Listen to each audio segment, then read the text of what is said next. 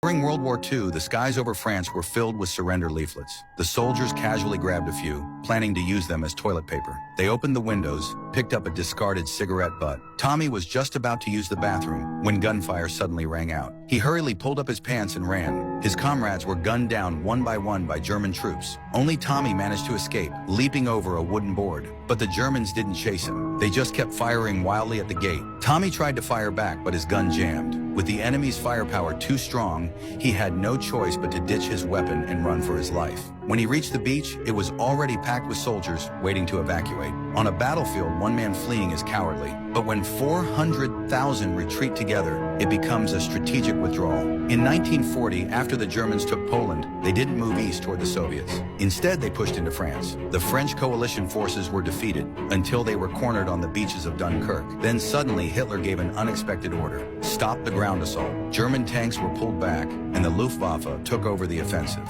This one decision bought precious time for the 400,000 soldiers on the beach to catch their breath and escape. But right then, German bombers approached. The soldiers scattered, dropping flat to the ground. But there was no cover on the beach. They were sitting ducks, left to fate. Tommy saw a wounded man lying on a stretcher, no one helping him. He looked at another soldier. Together, they lifted the man and rushed him toward the Red Cross ship, hoping to get him aboard early. But there were no spots left. They were turned away. When no one was looking, they hid underneath the pier, waiting for the next ship. There they overheard the officers talking. Churchill's lowest goal was to rescue 30,000 men, meaning 370,000 might be left behind to die. Suddenly, German bombers struck again. The pier was hit, and the Red Cross ship sank. Soldiers jumped into the sea to survive. One man got stuck, and Tommy reached out, pulling him free. Soon after, another ship arrived. Tommy and Gibson jumped into the water, soaked themselves, and pretended to be rescued survivors. It worked. They got on the destroyer. Everyone crowded in the back of the ship for safety, but Gibson stayed outside.